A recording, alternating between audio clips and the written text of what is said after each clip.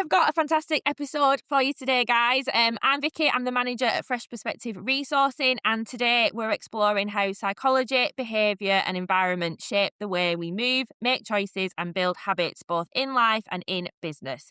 If you've ever felt frustrated with trying to stick to healthy habits, struggled to find motivation to exercise, or wondered why some changes just don't seem to stick, then this episode is for you. Joining me to chat to you about this is Heather Lilley. She is a health psychology expert who started her career as a personal trainer, moved into nutrition coaching, and is now 2 years into her PhD exploring the psychology of movement. She's passionate about understanding what really drives people to take action, why habits are so hard to change, and how our beliefs, experiences, and social environment all influence behaviour. She's proof that building lasting change isn't about willpower alone, it's about understanding yourself, the influences around you, and using those insights to make sustainable choices. So, Heather, welcome to the podcast. Hello. Thank you. Thanks for having me. It's nice to have you here. So before we get into it, for anyone who doesn't know you, hasn't seen you on social media or anything like that, can you give us a quick overview of who you are and what you do? Yeah, sure. I kind of disappeared from the social media sphere a couple of years ago because I had enough of it. So, I don't blame you. I'm still there, but I'm very much hidden. I used to have a big presence back in the day when I was a personal trainer. So I got into the personal training industry. Well, it's the only job I've ever done, really. So when I left school at 17, I did 1 year of A levels and quit, and then left school and went into got a job in a gym basically. Yeah. And I'm now 40, nearly 44, so that's a long time to have been in this industry. Oh So my God, you are um, not 44. yeah, Oh wow, you look I'll amazing. take that. Yeah, so it's been a whole life kind of journey. Yeah. So I went in not to kind of to try and keep it short. Went in the gyms at as I say 17, and then I kind of just worked my way up from there. At that point, back in the day, like early 2000s, there was no like it was such a small world. There was no, you didn't have PTs really. Personal trainers weren't even around, or they were like reserved for the rich and famous, Yeah. and it just wasn't. So being a gym instructor at that time was like proper cool. Everyone was like, "Oh wow, you're a gym instructor." It's really, and then I worked my way up through the ranks. Managed gyms, did all sorts of kind of work, from, bottom floor cleaning all the way up and then PTing Yeah. to management. And then I left that, and went into a self-employed business coaching. So I did personal training for a good while and went into nutrition coaching, like you mentioned before. All of that kind of area is where I actually met your Laura, because Oh, we were okay. kind of Yeah. moving around the same circles at that point. And it was, it was like the kind of when social media kind of really came about as well. So at that point, influencers, what we call them now, we weren't influencers. They were just everyone kind of, oh my God, we've got a camera, we can say what we want and we can reach all these people. Yeah. And I was kind of right in there at that point. So I did that for a long, long time. But then I'd say early 30s, when I've been PTing for a good 10 years, I realised that I was working with a lot of people. One of my things was about helping women to kind of see their worth, um, through more than their dress size and through more than how much they weighed. And that became my thing that I talked about a lot online. And that was, where I kind of got my voice.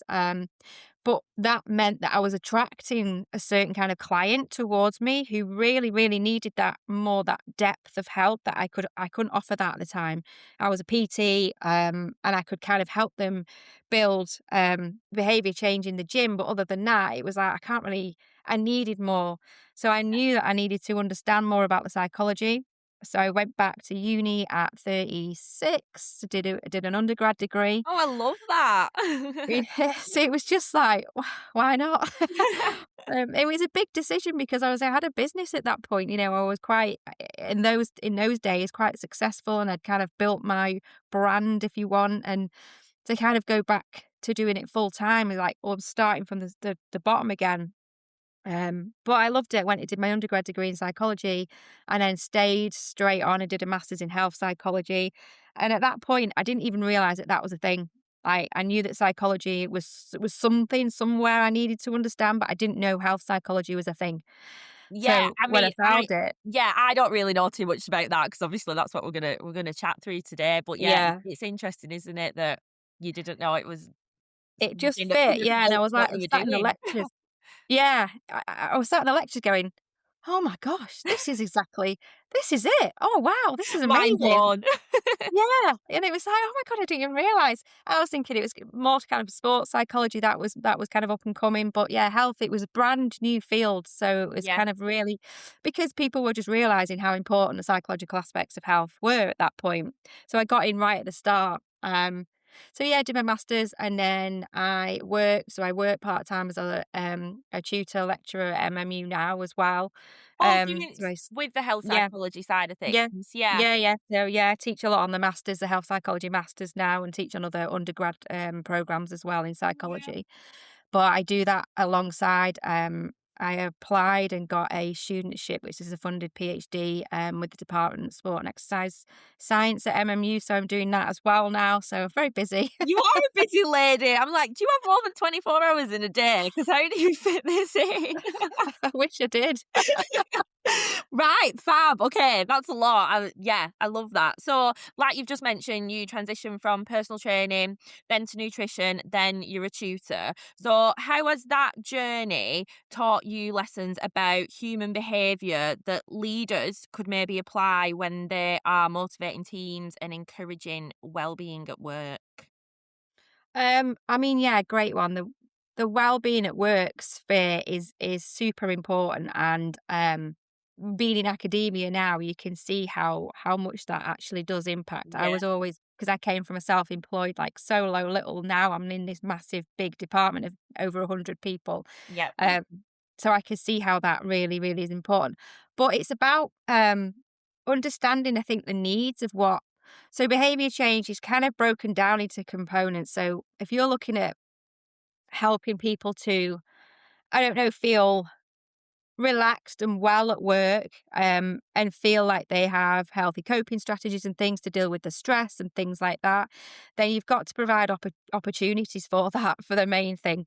I yeah, think a lot these days, you talk to people about what benefits you have at work, what well-being facilities you have, and it's all about packages of, well, we get this percentage off at this, and we have, a voucher every now and again. And yeah, like, well, what's your actual work life look like? Do you feel stressed in it? Well, I'm up at 7:30. I have to do my emails while I'm in bed because then I can't. Otherwise, I don't get to work in time, and then I'm stressed on my commute, and then I get to work, and I've got all these Teams messages coming at me.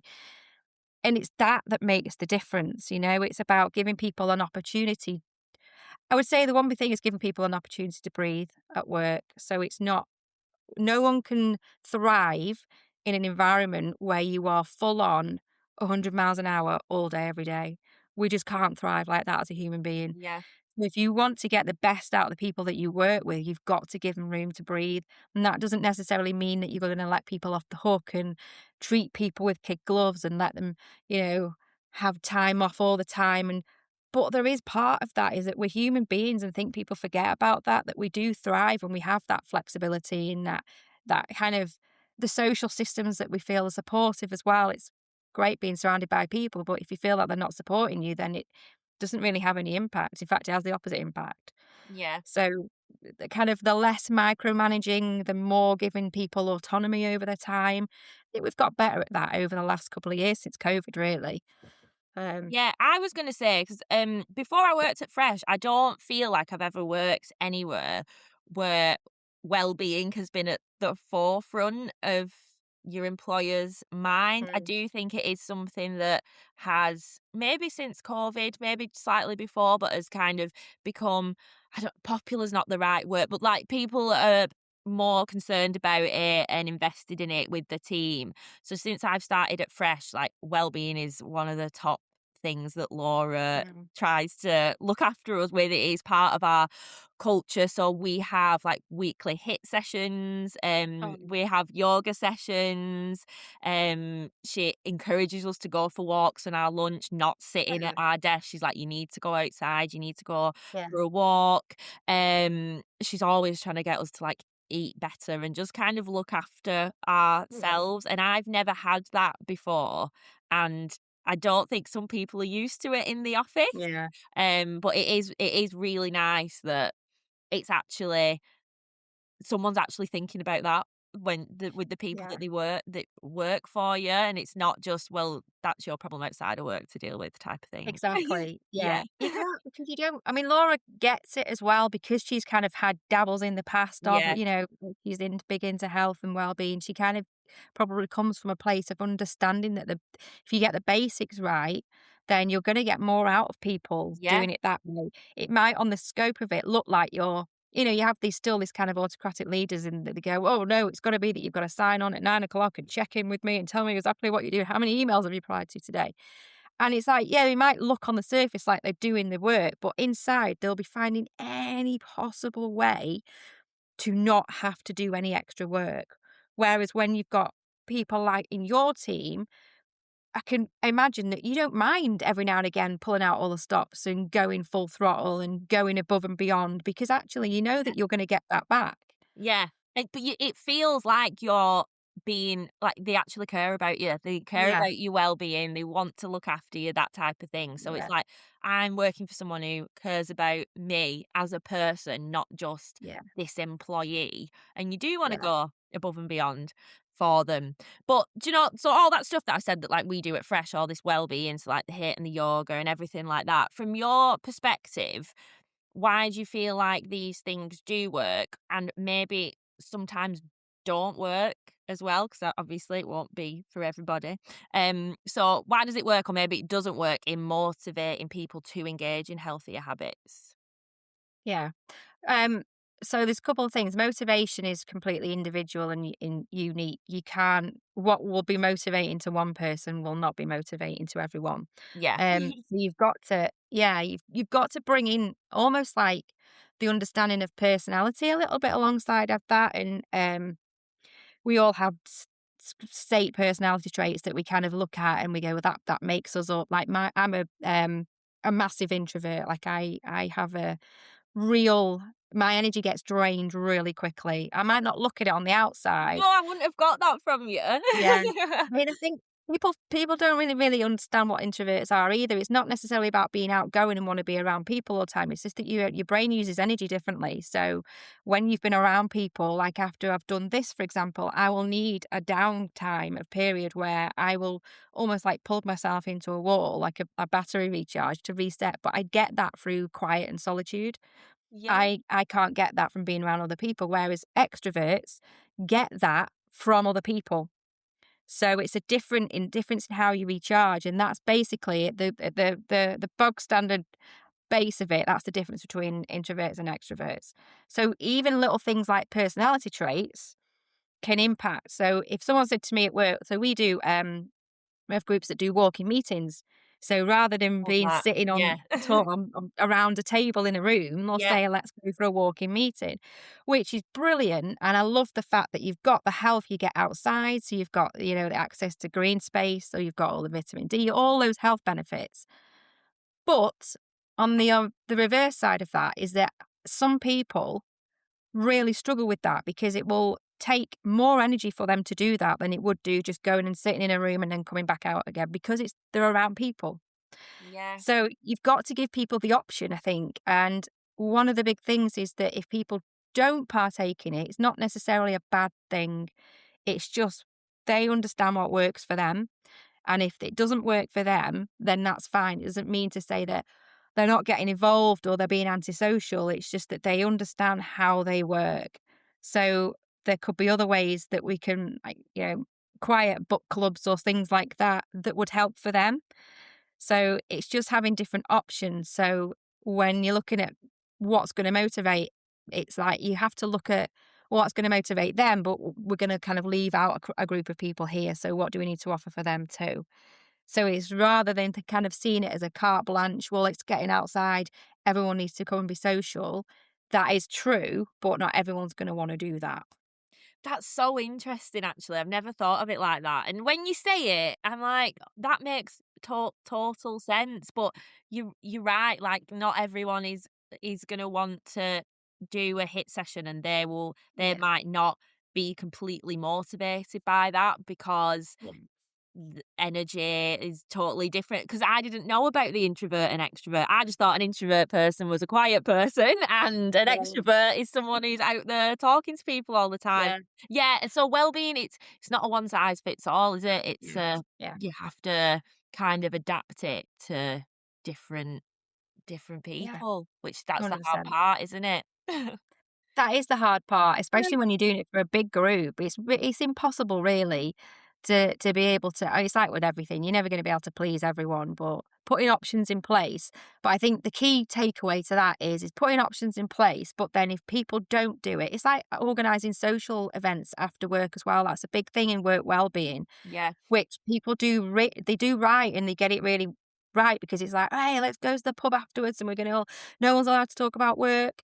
But again, I opt out of those all the time because it's too much. By the end of a work day, I'm absolutely wiped, and I just need to go home. So, but luckily, because I work with a department of psychologists, they get that. But in other areas, it's like people are like, "Oh, what you doing? You're antisocial. Why do you never come along?" And it's like it's seen as a negative thing, but it isn't. So it's just again, yeah, understanding that the individual differences of people really, and accepting that without a negative spin on it. Yeah, absolutely.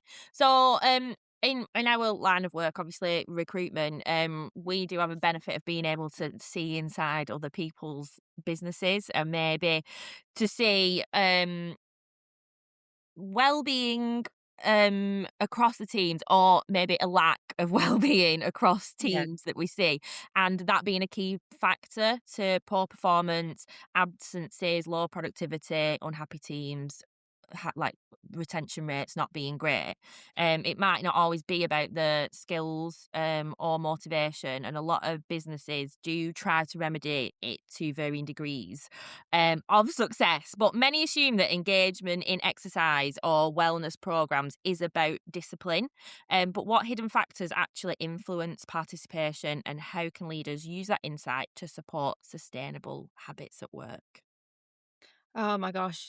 Um, I mean, so many different factors go into. So we're talking about kind of general movement. So what goes into whether or not someone is going to partake in those kind of behaviours? Is that what you mean? Yeah.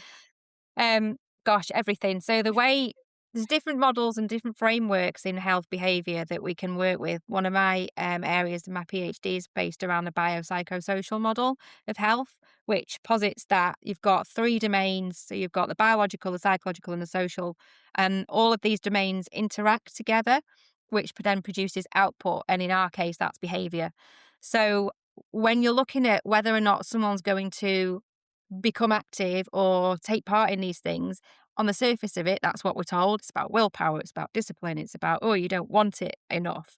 But actually, looking under the surface, there are thousands and thousands of interactions going on between these three domains. These three domains are the basic as well. We've got other domains that also influence now that we kind of know about, but the biopsychosocial model is kind of an old model, which has been integrated into physical health for a long, long time. So you've got within that as well, you've got different behavior changed frameworks in there. So you've got things like making sure that people have got the opportunity, the capability, the motivation to do it. So all of those things are influenced by these three domains as well. So when Okay. you see that there's interactions going all the time, Yeah. psychological things, you've got even just things about like prior experiences, whether or not they've got how they feel about movement, what their beliefs are about movement, whether or not they've got fear about certain exercises, or whether they've been told in their growing up that exercise is good, exercise is bad. Their beliefs and how their attitudes form around movement and exercise is going to determine quite largely whether or not they then do that, can partake in that exercise. You can't expect someone to grow up um, having never really moved their body and never really took part in exercise and never really been encouraged to then all of a sudden go, da-da, hey, I'm going to go to the gym 5 times a week. It just doesn't happen. Yeah. It's not about discipline. It's about those networks that have never been built around exercise and around movement. And then the social as well. You've got the social support side of things. Even things like socioeconomic status, where you grew up, your income area, where you live, your environment, the demographic area, all of those things all determine whether or not we are active consistently or not. So it's really difficult to kind of come up with a how do we then how do we help people on a general scale? Obviously, that's what we design interventions as health psychologists to kind of um, to help with that. So we look at certain groups of people and say someone wants to change the behaviour. So in this case, it's exercise more, and we devise interventions. But there's so much that goes into that because of all these interactions. I've never thought of it like that though. Like you're so right. I think it's hard for me because I have kind of grown up in. I went to the gym like when I was like 16 and stuff like that. So I'm used to. I'm not like a gym. I don't go to the gym at the moment. I don't go 5 times a week. I never have gone 5 times a week. But Yeah. I know the environment and I know about the movement and things like that. But you're Mm. right. Like some people just don't have that, and it can be it's scary for some people as well, isn't it? Yeah. Like it's a scary experience, like especially if you're not confident in your body or anything like Yeah. that. Like there's so many different factors which you just wouldn't even think of. No, I know it really is, and it's really difficult to narrow it down. Which is, I mean, that's why what I'm looking at in my PhD at the moment is all of these things and how they contribute to how people move who have chronic pain. So it's even breaking it down into there's just thousands of interactions, and it's absolutely head baffling when you look at them Yeah. and you think, actually, now we understand why it's so different as a society to get people to. We all know that that's beneficial, whether you're looking at it from work kind of business outcomes and business models. We all know that healthy people are going to be better workers and happier workers. We also know that we all individually want to move more as well. If you ask anyone, if we could wave a magic wand and it would mean that you'd want to go out and exercise 3 or 4 times a week, probably most people would say yes. But they still don't do it, and we're still not seeing it. And there's a reason for that, because it's just not as simple as you've just got to want it more. Yeah. Yeah, and do you know what? I feel like now that you're talking about this is something that I maybe have dealt with. So I don't know if you know, like me and Laura, we run and we've ran like marathons and half marathons and things like that. And I Yeah. remember when I first started out running, it was something I really wanted to do, but I used to get really nervous going out for runs on my own, and it wasn't that I didn't want to go for runs. I was scared about people seeing me running and like Yeah. looking at me and judging me. And I'm presuming that's kind of one of the things. It wasn't that I was just being lazy and I didn't want to go Mm. running. I was just nervous about going Yeah. outside and running on my own. I would do it in groups, but doing it on my own, I was really nervous about. And I suppose that's like the psychological thing about Yeah, it, isn't it? absolutely. Because you've not got that confidence, you've not got that. Again, it kind of breaks down into factors like self-efficacy. So you've not got that. If you've got that confidence and self-efficacy because you've been used to it, you've been brought up around it, you've seen people be active, you've seen people how they move their body, you've seen people go to the gym. It builds all of those psychological components within you, and that enables you to kind of not do it with more ease. It becomes simpler, becomes a simpler process. Whereas if you're having to get over all of these things as well as then go and do the exercise, there's a whole heap of added stress on top of you. I used to have Right. clients that were like you, who used to come into the gym, um, and they just didn't want to do it on their own, especially women when they were getting into weights and they were starting to kind of venture into the weight room, and it was scary. And they're like, I don't want to, I can do it. I know that I can do it, but Mhm. I don't want to go in on my own. And they needed someone to be there. And then eventually they'd kind of off and, they'd grow the wings and go off on their own. But all of those little nuances count. And it means that if there's a reason why someone's not going to do it, then all of these reasons, 10, 15, 20 reasons, and all they have to do is pick one, and it means they're not gonna do it, you Yeah. know? Yeah, you're right. Yeah. Um, so like I know we've spoke like a lot about how environment and social influences can shape behaviour. What do you think offices can do to create environments that naturally encourage movement, well-being and productivity, that maybe just goes beyond offering just a yoga session or a walking group or something like that? Um, Probably. I mean, definitely offering things like we were talking about before, giving people the option to take things outside without it looking like that you're slacking. If you've got a meeting, giving people the option of saying, does anyone fancy doing a walking meeting or a walking group or a club or something? Giving those options definitely help, but it's got to come from the top down, whereby that message is that this is okay for you to do and we encourage this, rather than it being like, "Ooh, should we go outside for a quick 5-minute walk?" But we've got to rush because they're going to be like, "Where are you? Why are Yeah. you not sat at your desk?" So it's that encouragement, I think. It's right. The encouragement that the idea is that these things are okay to do. People will then come up with their own options and their own ways of which they want to do that. Because, yeah, if you say you're saying to people, these are a couple of suggestions, it might not be something that you want to do, but what would you like to do? What would motivate you? Yeah. Ask them what they want, rather than it being dictated. That I think the overall key is that the message top down has got to be that we encourage this and we want you to do these things.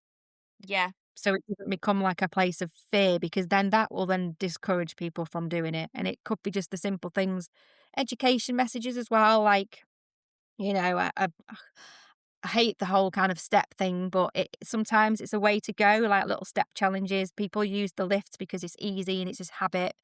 Yeah. Encouraging people to take the stairs if you're on the third floor. But again, always being aware that there'll be people that don't want to do that and don't want to partake in that for their own individual reasons, and that's okay. It's Yeah. options. Yeah, we did something like that quite a bit ago now, like a little challenge with the team where it was you get a certain amount of points for doing a certain amount of steps, and then if you did like a workout, you got another set of points. If you drank a litre of water, you got a point for that. Yeah, And then it was like a little challenge where you could, I think there was like a voucher, like a £50 voucher at the end of it. yeah, But yeah, I suppose it's taking that like the pressure away from it as well when it's just like a fun little challenge. It yeah, gets people moving without the pressure of being like, "Let's do well-being things because it is quite yeah. bothering to some people." It's like, I was talking about forced fun, where you go and you do icebreakers and things like, let's go around the table. And it's like, oh my God, please, no, let's not. And it's that forced fun of, people think it's great. And it does work a lot, again, for certain people, but it's like that fine line of not letting it turn into that forced well-being. So really doing it's got to be natural, it's got to be organic, and it's got to kind of come from a really genuine sense of what is going to help you to feel like you're getting a benefit from these well-being activities, and then listening to the people and actually then putting things in place that they really want, rather than it being, well, we're offering you a yoga class and you're not taking it, so therefore it's obviously you're not interested. It's got to be, so what else can we do? Yeah, no, I get that. Do you think there's anything that leaders could do further and support the teams with this outside of the working environment as well? As in when they're not at work, as in home life. Yeah, like what can Um, people at work do to support that when they're not with them at work? Again, I think having that awareness. So when we have PDR meetings, every year. I think it's supposed to be more than that, but every year. And one of the key things with that, I think, with again humans, is that you've got to feel like the people in front of you, like you were saying before, that they care about you and they want you to feel good and they want you to live well. They want you to work well, but they want you to live well as well outside of that. Yeah, And actually, that interest in people, taking a real, genuine, deep interest in people, of who they are, what they do, yeah, even kind of taking an interest, like if you're running, you're going running, you're doing things. It could be little encouragement marks by doing like a newsletter at the end of the week and saying, "Oh, I don't know, Vicky's done this running trail to this weekend, and look, and there's a picture, and it's like brilliant to see our staff, doing." So it's like showing people what other people are doing as well. So that's a behavior change technique. It's like that mirroring, that imaging, showing people that actually other people are doing these things outside of work. Maybe it's something I could do, but actually showing an interest and making sure that people are aware that your importance doesn't walk out the door when you do. So at 5 o'clock when you clock off, that doesn't mean that your employers don't care about you after that point. What happens after that is still important, and we need to, even though you can't force anyone to do anything. It's kind of, again, that environment and that culture of, we care about you. What have you been up to this weekend? What was the best part of your weekend? That kind of thing. Yeah, I totally agree with that though, because I do feel like at Fresh we are quite like that. It's not just you come in at 9, you leave at 5:30, and whatever happens outside of those hours doesn't matter to us. Yeah. Everyone's like really invested and engaged in what people are doing outside of work. It is like, we'll go back to the running thing, like when we did Manchester Marathon, like everyone came to watch us and support Oh, us with that. Some of the guys did Charlie 10K and we went and watched them do it. And it is things like that to know that it doesn't just stop at yeah. 5:30 and that's the end of that. Yeah. I And love that. yeah, I think we probably take it for granted here, but I have worked at places before where it's literally like you just go to work, do your job, and when you leave, that you don't think about it again, and nobody thinks of you until Yeah, the I next day, know. basically. Yeah. And it's terrible, isn't it? Because there'll be certain people as well, again, that social support thing, there'll be certain people as well that they do exist around us, who they will leave the office at 5 o'clock on a Friday and not talk to anyone until 9 o'clock on a Monday. And it's whether that's by choice, if it's, the difference between solitude and loneliness is whether or not it's by choice. Some people love that.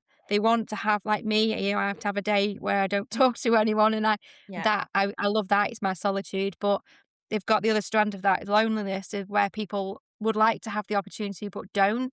And it's, again, important for people to feel included. And, like, even, yeah, if you have events or sporting events or wellbeing events, then encouraging people to not only sign up to actually be part of that, so do the event, but getting people out to come and support as well, but also maintaining that that's still important. So when you're doing events and you've got people running and you're crossing the finishing line, take pictures of the people supporting them and make sure that they're involved. It's all about, not necessarily about what you're doing, it's about you just being there and taking part and encouraging people to just rock up. You don't have to do anything, you don't have to speak to anyone, just come. Yeah. Yeah, yeah, you're so right. Yeah, people don't think about that though, do they? About people just being on their own from like they might only speak to people at work. Yeah. And it's like we've mentioned throughout it, well-being is not just movement. No.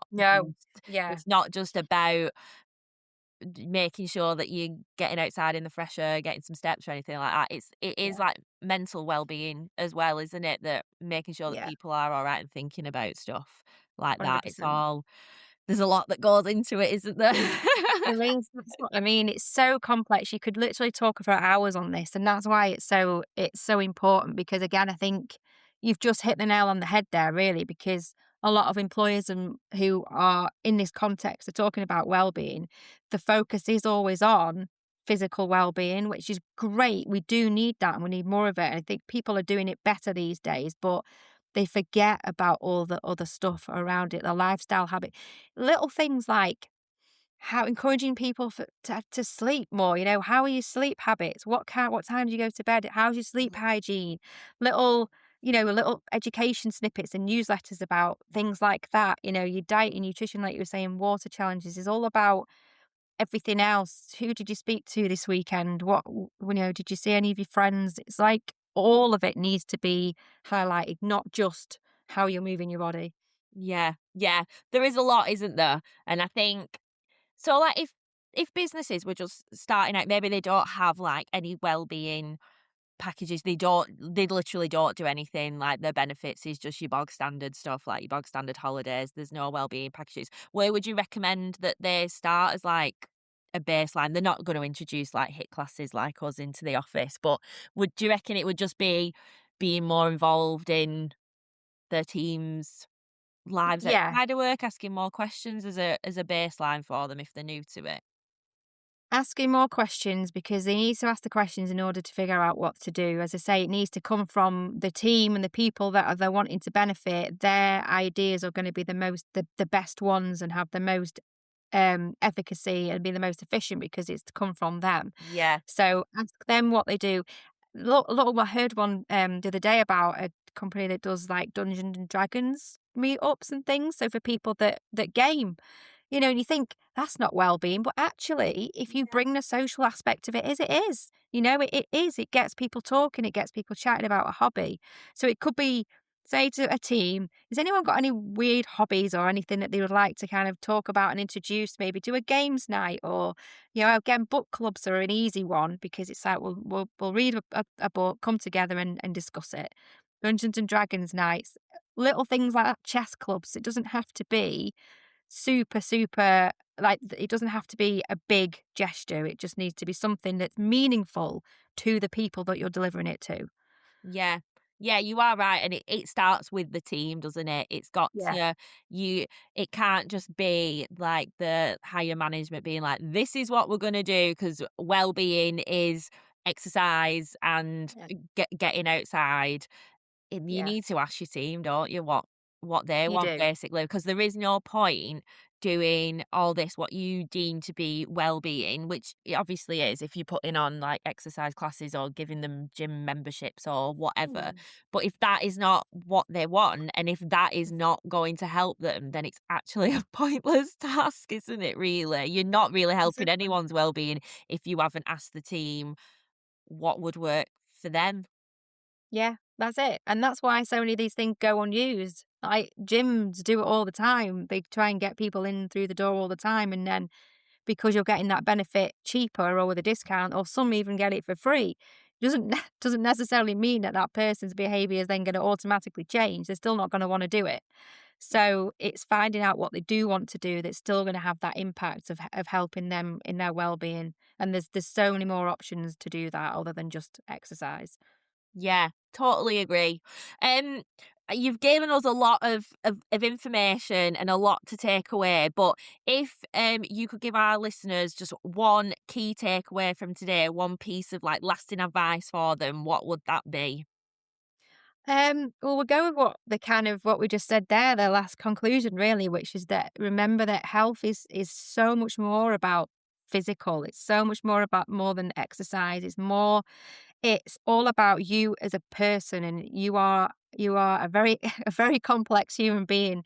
And yes, moving and exercising and training, however you want to do that, is important. But it's also about all of the other things, being out in nature, how you sleep, what you eat, what you drink, the social people, the social groups around you, whether or not they're healthy social groups around you, all of these things. I mean, there's tons more that we could go into, but all of those things impact your health outcomes as much as everything else, as much as how much you train, as much as how many steps you take. If you're taking all these steps and going to the gym 4 times a week, but you're coming home and you're lonely and you're sleeping 2 hours a day and on screens for 8 hours a day, you are not going to be you're not going to be healthy at the end of it if you're doing that for a long period of time. So it's about understanding that all of these are moving parts and making sure that the piece of the puzzle in there is not just exercise, that all of the other ones are coming in there as well. Yeah, and I think as well it's important that I know we're talking about helping teams out, but I think for that advice as well, it's so important that people that own businesses, the people who are the leaders, are doing that. Because if you're not looking after yourself and you're not taking care of yourself and thinking about all these factors, you're probably not then making the right decisions. You're not probably the one who can Yeah. influence your team with that kind of thing and be there for your team. So it Yeah. it works from the top up really, doesn't it?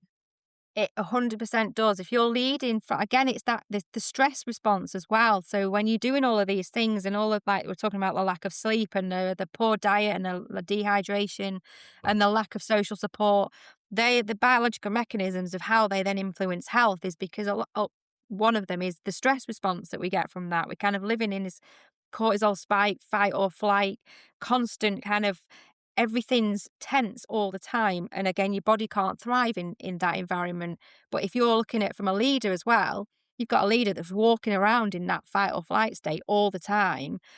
My God, it will be absolutely exhausting for the team around them because they're gonna take that energy from you. Want someone that's going to be there, that's, yeah, assertive and has got that kind of authority, but from a calm, collected, in control place. And you do that by taking care of your well-being in every other aspect. Yeah, exactly. So it's probably best to focus on yourself first, then move Yeah, to helping like your the team. gas mask. Yeah, exactly. Yeah, The gas exactly. mask, Yeah. the airplane mask, yeah. Yeah. It's true, you can't pour from an empty cup. How many cliches can we I know, yeah. How many more can we come up with? Yeah, it's true, it's true. But that is all the tough questions out the way. We do have another part of the podcast that we do called Fresh or Stale. Have you heard of that before? Yes, I Yes. have, yeah. So I'm gonna throw some words, some phrases at you. You just need to tell me if these are fresh, so we love Okay, them, or if they are stale and we don't. Um, right. so the first thing is armchair experts. I don't know what that means. Stale. So armchair experts. In my world, armchair experts are people who present themselves as experts in areas such as like what we've been talking about today, but do so whilst giving out misinformation and making an already really complex and complicated topic area, even more complicated, so that people then just give up. One example is at the moment we've got all these influencers in gyms and they're helping women to kind of feel more confident in the gym and lifting weights. Brilliant, great. But there's a few that have got a habit of really kind of talking down to people and criticizing women when they're not lifting heavy enough or they're not doing it exactly right. And it puts people off Yeah. because you're talking from a stance of that you think what you're saying is right, but actually it's not right, it's not correct. And you're actually then putting people off from getting in there and just trying.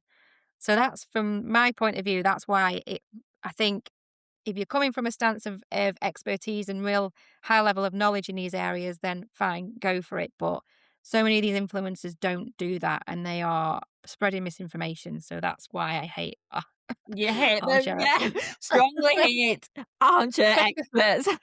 Yeah. Okay, so the next one is libraries.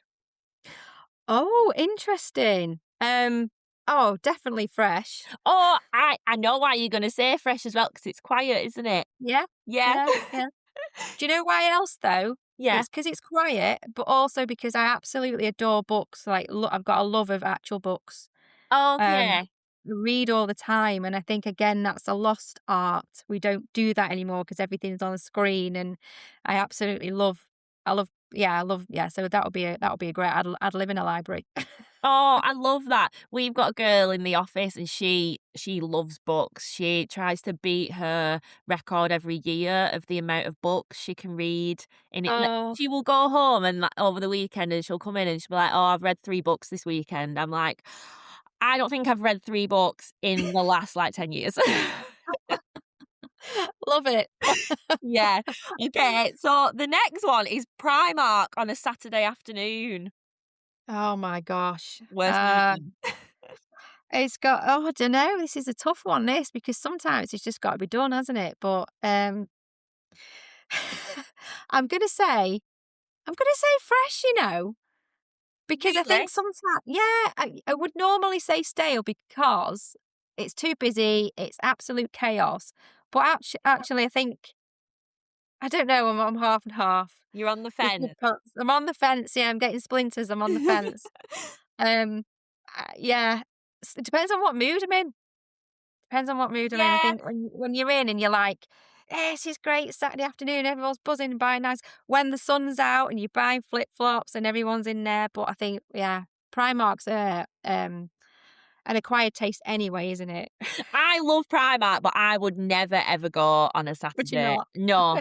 If I need to go, I am there when the doors open on like a Saturday Ah, morning or a Sunday morning. I don't yeah, the more I'm talking to you, I feel like I am an introvert the more that I'm learning from you, because now that I'm looking at this, the Primark on a Saturday afternoon, I would not go because I don't like the busyness and how many people are there. yeah, I would need to go at a quieter time, but I would never have called myself an introvert before this. So, yeah. yeah.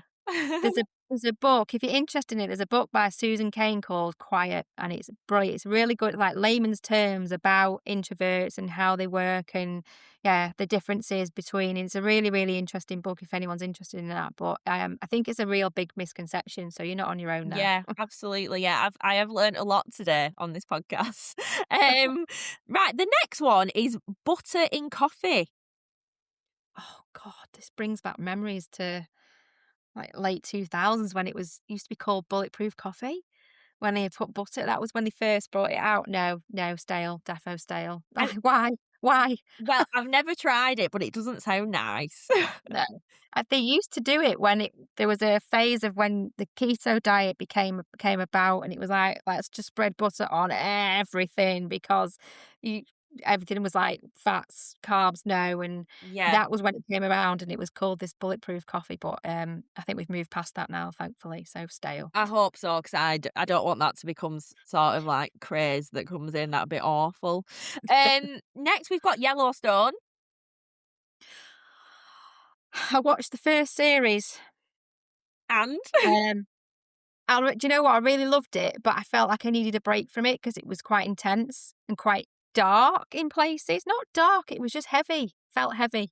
yeah, Heavy one. yeah, I haven't watched it. My mum and dad absolutely love it, and they try and get me to watch it all the time. But I'm like, I don't think it's my thing. And now you've said that it's quite heavy, definitely not my thing. So Yeah. yeah, it's not. It's not for me. I like light-hearted. Go. Yeah, no, Saw that. don't recommend. And then the final one is women not eating carbs. Oh God, that's a tough one. You asked that right at the end. um, Listen, right, again, it's all about individual it depends on your individual priorities. Why the question I would ask whether or not it's termed by fresh or stale is why. Like, why are you doing it? What's it for? If it's for specific dietary reasons that you feel that you do better energetically on fats, then fine, fill your boots and avoid the carbs. But if it's because you think that it's going to make you um, lose more weight, skinnier, fit that mold of what we all feel like we need to look like, then defo stale. But Yeah, again, it's individual. Yeah, there's always a reason as to my question. I annoy everyone because I'm always like, but why? Why are you doing that? But yeah. why? I need to know the why before I say that. So well, let's go on the fence between if you're doing it for genuine organic reasons, then fine. But if you're doing it to try and fit yourself into a size 8 pair of jeans, then defo style. Yeah, I hear that a lot, that people are like, "Oh, I need to lose weight, so I've cut out carbs." And I'm Yeah. like, I Well, don't think that's the right. I mean, I'm no expert, but I know some things, and I just don't think that that's the right way yeah, to go, is it? no. So, I think we've moved again. That's very like 10 years ago that I think we've moved on a little bit from that now, hopefully, yeah. where we can have a piece of bread every now and again and not feel like we've failed. Yeah, it's fine to eat the bread. Yeah, Yeah, it is. It yeah. really is. Good. Right, that's the end of the podcast. Thank you so much for joining me, Heather. Have you had a nice time? I've had a great time. Oh, Yeah, I could do this all day. It's great. oh, Love I it. know, it's great, isn't it? I wish these Yeah. podcasts could be like 2 hours long or longer, so we Yeah. could just chat and chat and chat. But if people want to go and check you out and see what you do and everything like that, where can they find you? As I say, I kind of took myself off social media a while ago because I just couldn't be doing with it anymore. But I am on Instagrams where I post more stuff about what I'm up to. So it's Heather J_Lilley. And then LinkedIn as well. Sorry, everyone. I know everyone hates LinkedIn, doesn't it? But it's where I share most about research and what I'm up to. And, Okay. so again, it's heather.j.lily on LinkedIn. So feel free to connect with me on there or send me a message on Instagram. Excellent, lovely. And if you want to go and check out Fresh Perspective, you can do. We're on LinkedIn, Instagram, Facebook. You can check out our website at fp-resourcing.co.uk. And we're also on YouTube, where we share videos of hints and tips to help you with your recruitment. So if you've enjoyed this episode, please like and subscribe and leave us a review. And we will be back again in 2 weeks with another fantastic guest. So thank you very much, Heather, and thank you very much for listening. We'll see you soon. Bye. Thanks, everyone. Thank you.